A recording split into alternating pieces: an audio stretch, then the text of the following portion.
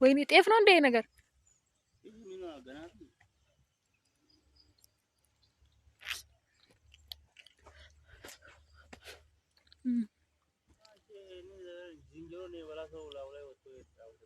ዘይቱናን ድሮ አየሁ እኮ ቀላል አይቆጡም። ምንድነው ሳይበስል የምትበሉት ይላል።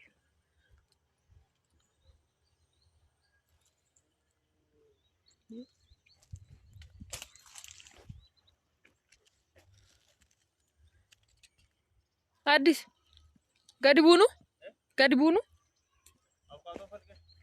አለ እንዴ? ዘይቱናውስ የታችኛው እኮ ድሮም በጣም ይይዛል። ባለቤት የለውማ።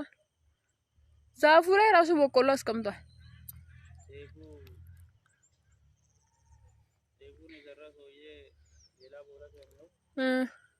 አሃ የሚጠብቀው የለም።